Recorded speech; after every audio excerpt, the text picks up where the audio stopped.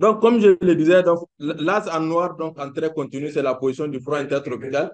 Donc, aujourd'hui, à 6 heures. En vert, donc, c'est la position du jet d'est africain. En jaune, là, donc, c'est la position donc, du jet tropical. Et également, donc, là, nous avons donc les cellules orageuses donc, en ligne de grain et les cellules isolées. Et là, c'est également donc, la zone de la dépression thermique saharienne, dans lequel donc, généralement donc, le FIT passe. Et sa position également est dans nos régions. À part cela, donc, nous avons ici, donc, en termes de perspective, donc, des différentes semaines, semaine 1 à semaine 4. En termes donc, de prestations, on pourrait s'attendre donc, à la semaine 1, donc, on peut se dire qu'on a des anomalies négative donc de cette prestation-là. Donc, on pourrait dire que sur l'intégralité donc du Sahel, donc les quantités d'eau donc de prestations donc ne seront pas très importantes dans la zone. Mais à partir donc de la semaine 2, on voit que cette anomalie donc négative donc se transforme donc en anomalie positive globalement. Et également dans la semaine 3 et la semaine 4. Donc, à partir de la semaine 3 et la semaine 4, donc, on va voir donc cette anomalie donc positive se renforce donc sur la partie est donc et globalement donc sur la bande sahélienne dans nos régions. Donc sur la partie ouest, donc il y a toujours donc cette anomalie négative là, qui veut dire que toujours est-il dire que la partie ouest va probablement connaître donc pas de déficit, mais l'activité pluvieuse donc sera réduite donc, dans ces zones-là. Là également, c'est l'eau prestable, donc l'analyse donc, de l'eau prestable donc, en rouge, donc c'est l'évolution historique, et en vert, donc c'est la prévision. Donc là, l'importance, donc on essaie donc de voir sur des localités, donc quel est le comportement donc, de cette eau.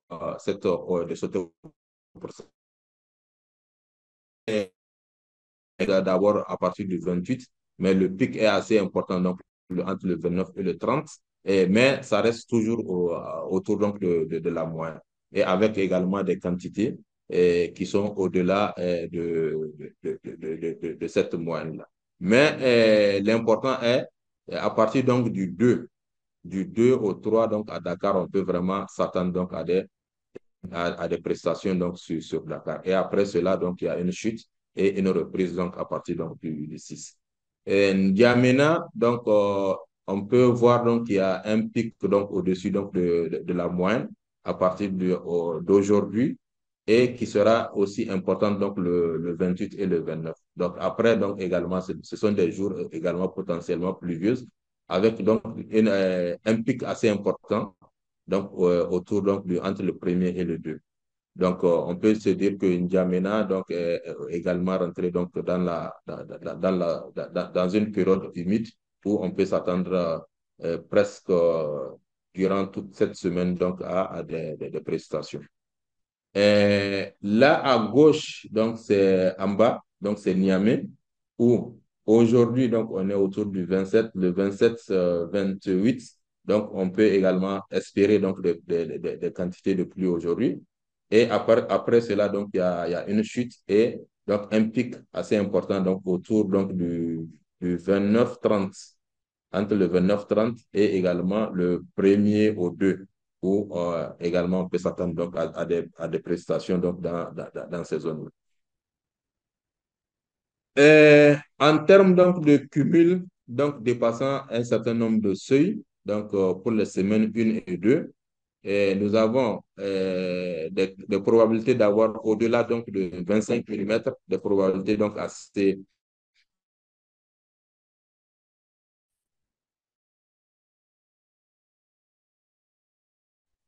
importantes donc sur toute la donc attendu au-delà donc de 25 mm qui pourrait atteindre donc les 75 mm donc au sud et au centre donc, du Nigeria et à l'extrême ouest donc, des pays du Golfe de Guinée, notamment sur la Guinée, le Libéria et la Sierra Leone. Donc, pour la semaine 2 également, donc on voit que cette probabilité d'avoir les 25 millimètres là, donc remonte légèrement donc, vers le sud donc, des pays sahéliens. Et en rouge, donc, ça, c'est des probabilités dépassant donc, les 50% de chances. Et également, mais des probabilités assez faibles également d'avoir donc les 25 ou 50 millimètres sur le sud donc, du Sahel, sur le sud du Sahel, qui pourront donc atteindre également 75 à 100 millimètres donc, par endroit.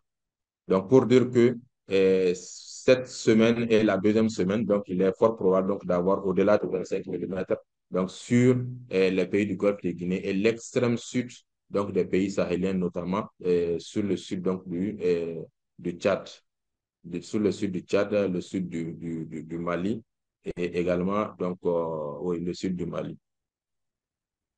En termes donc de, de cumul pluviométrique donc, pour les semaines, donc ça c'est le multimodèle, alors que l'autre c'était un modèle individuel. Et ça c'est le multimodèle qui regroupe à peu près cinq modèles pour la semaine qui commence donc le 27. Donc nous avons donc le front donc de prestations qui remonte donc sur le centre du Sahel, donc sûrement donc en lien donc avec la fluctuation du front intertropical, donc sur cette partie-là et également donc est légèrement donc en baisse donc sur la partie ouest donc du Sahel, notamment sur le sud donc du Sénégal, donc le sud du Sénégal et le centre du Mali. Donc, en termes donc, de cumul attendu, il est attendu donc des cumuls faibles à modérés donc, sur la partie sud donc, des pays sahéliens et également des cumuls modérés à forte donc sur le centre donc du Sahel, notamment le sud donc du Mali, le sud donc l'intégralité du Burkina Faso et également les pays du Golfe de Guinée où les quantités de pluie sont attendues sont modérées donc à forte. En semaine 2, donc la semaine qui commence à partir du 4 juillet, donc on voit toujours donc cette évolution du front de prestations donc vers le nord, donc sur le centre du Sahel et l'Est, mais à l'Ouest, ça reste toujours, donc, ce front n'avance pas. Donc, ça veut dire que donc, cette partie Ouest-là, c'est vraiment une partie donc, à suivre, notamment donc, avec les observations en termes donc, de prestations, et où la saison n'a pas véritablement démarré dans cette zone. Et également, donc, sur les pays du Golfe de Guinée, donc, on voit donc cette situation où les quantités de pluie donc, sont globalement nulles. Et ce qui veut dire, cette situation, généralement, on l'observe donc en août. Donc, où on a l'installation de la petite saison sèche. Et actuellement, donc, on rentre en juillet et on peut se dire que cette installation de la petite saison sèche-là pourrait être précoce, donc dans cette zone-là des pays du Golfe de Guinée. Et on le voit donc en semaine 2 et en semaine 3. En termes donc de nombre de jours de pluie auxquels on peut s'attendre donc dans la semaine, dans les semaines à venir, donc ces nombres de jours-là seront assez importants. Donc sur par exemple, le nord le nord donc du Nigeria, le sud donc du, du Tchad, la Sierra Leone, le Libéria, et localement un peu au sud du Tchad et au centre donc, des pays du Golfe de Guinée, notamment le Ghana, le Togo et le Bénin. Donc, et par endroit, donc, sur les pays sahéliens où on peut, ces nombres de jours-là qui pourraient être entre 2 et 3 jours, donc, sur le centre sud donc, du Niger.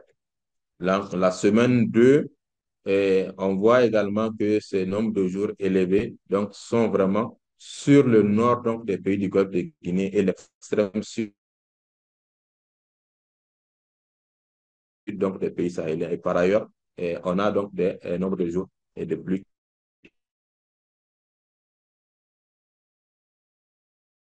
qui seront nuls. Et c'est un nombre plus important donc, sur le sud du Tchad. Si le mois, donc à partir donc, du 20 juin, donc on a, comme on l'a observé, donc le front donc, de prestations donc, qui va remonter donc, pour intéresser donc, le sud des pays donc, du Sahel et également donc, la zone pastorale. Donc, la zone pastorale, le sud, la Mauritanie, le centre du Mali, le centre du Niger et le centre donc, du Tchad. Mais par ailleurs, toujours est-il dit,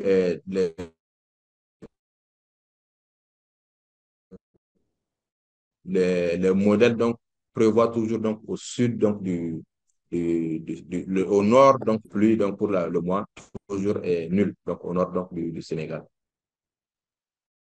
Donc, en termes donc d'anomalies et de nombre de jours consécutifs, donc ces années-là seront importantes, donc pratiquement donc sur l'ensemble donc de la zone, sur l'ensemble de la zone donc avec des anomalies très élevées et de plus de 10 jours, donc sur le nord donc le nord ou l'ouest donc des pays sahéliens, notamment sur le centre donc du Sénégal, un peu donc le sud donc, de la Mauritanie.